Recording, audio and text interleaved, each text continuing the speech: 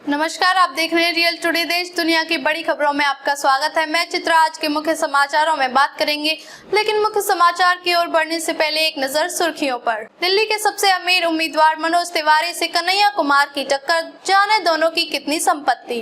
मुसलमानों का वोट मांगती हैं पार्टियां, लेकिन उम्मीदवार नहीं बनाती, ओवैसी का तीखा हमला। पीएम मोदी ने अहमदाबाद में डाला वोट, मतदान केंद्र पहुंचते ही इस शख्स के छुए पैर। गांधी नेहरू ने नहीं सोचा होगा कि उन्हें देशद्रोही बोला जाएगा। रायबरेली में बोली प्रियंका गांधी, यहाँ की मिट्टी में मेरे परिवार का खून। सूर्य कुमार यादव के शतक में बड़ी आग है, पैट कमिंस को करारा जवाब मिला। बाबर आजम का कॉन्फिडेंस हिला। ये तो थी सुर्खियां, आप चलते हैं बड़ी खबरों की ओर।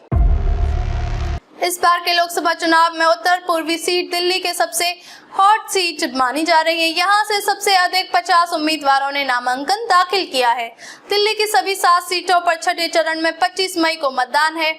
इन सीटों के लिए मतदान की प्रक्रिया कल यानी सोमवार को समाप्त हो गई।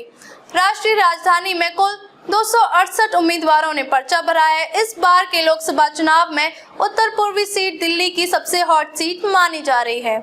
यहाँ से सबसे अधिक 50 उम्मीदवारों ने नामांकन दाखिल किया है। उत्तर पूर्वी दिल्ली सीट से सबसे अमीर उम्मीदवार और 2 बार के सांसद मनोज तिवारी की टक्कर कांग्रेस के कन्हैया कुमार से है।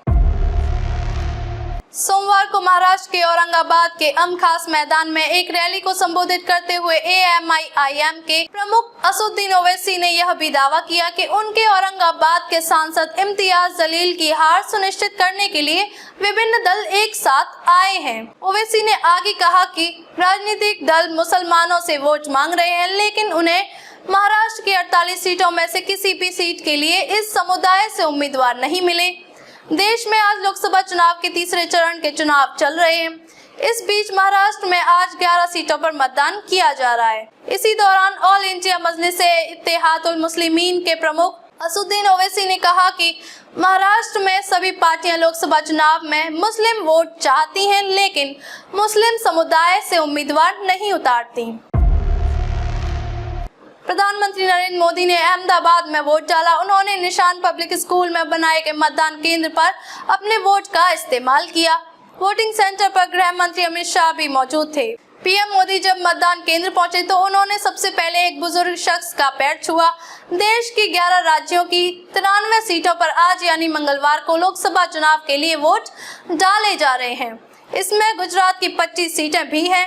प्रधानमंत्री नरेंद्र मोदी ने गुजरात के अहमदाबाद में वोट डाला। पीएम मोदी सुबह 7 बजे मतदान शुरू होने के कुछ ही देर बाद अहमदाबाद शहर के रानीप इलाके में स्थित निशान पब्लिक स्कूल में बनाए गए मतदान केंद्र पर पहुंचे और अपना वोट डाला। पीएम मोदी जब मतदान केंद्र पहुंचे तो उन्होंने सबसे पहले एक बुजुर्ग शख्स का पैर छुआ। कांग्रेस महासचिव प्रियंका गांधी वाड्रा ने सोमवार को प्रधानमंत्री नरेंद्र मोदी और उनकी पार्टी बीजेपी पर बड़ा हमला बोला। उन्होंने ऐसी सरकार आएगी जो गांधी और नेहरू को देशद्रोही कहेगी। ये बात उन्होंने भी कभी नहीं सोची होगी। रायबरेली में कांग्रेस कार्यकर्ताओं को संबोधित करते हुए कांग्रेस महासचिव प्रियंका गांधी ने ये बातें कही। उन्होंने कहा कि यहाँ की मिट्टी में मेरे परिवार का खून मिला हुआ है। इस दौरान उन्होंने प्रधानमंत्री की भाषा को लेकर भी उन पर निशाना साधा। प्रियंका ने कहा कि महात्मा गांधी, पंडित जवाहरलाल नेहरू और हमारे तमाम महापुरुषों ने इस देश के लिए आंदोलन किया, लड़ाई लड़ी ताकि जनता के अधिकार मजबूत हों, मगर वे सोच भी नहीं सकते थे कि एक ऐसी सरकार आएगी जो उन्हीं को देशद्रोही कहेगी, साथ ही यह भी कहेगी कि हमें 400 सीट दो तो हम संविधान बदल देंगे। कहते हैं किसी को जवाब देने का सबसे बेहतरीन तरीका होता है अपने काम से जवाब देना। सूर्य कुमार यादव ने वही किया है। उनके शतक से आईपीएल 2024 में सनराइजर्स हैदराबाद नहीं हारा है, बल्कि ऐसा करते हुए उन्होंने T20 वर्ल्ड कप 2024 से पहले पैट कमिंस और बाबर आजम को सत्ते में डाल दिया है। सूर्य कुमार यादव के शतक में बड़ी आग है, वो इसलिए क्योंकि अब मुंबई इंडियंस की बात कर भी कौन रहा है। ये टीम आईपीएल 2024 के प्लेऑफ की रेस में रही भी नहीं। अगर मुंबई ने सारे मुकाबले जीत भी लिए तो इसका आईपीएल के 17वें सीजन के टॉप 4 में पहुंचना नामुमकिन सा है। कैसे लगे समाचार कमेंट करके जरूर बताएं। वीडियो पसंद आया हो तो लाइक कीजिए। देश और दुनिया की बड़ी खबर के साथ अपडेट्स रहने के लिए चैनल को सब्सक्राइब करें। खबरों में अब तक के लिए बस इतना ही। फिर होगी आपसे मुलाकात कुछ ऐसी ही खबरों के साथ। तब तक के लिए नमस्कार और देखते रहिए रियल टुडे।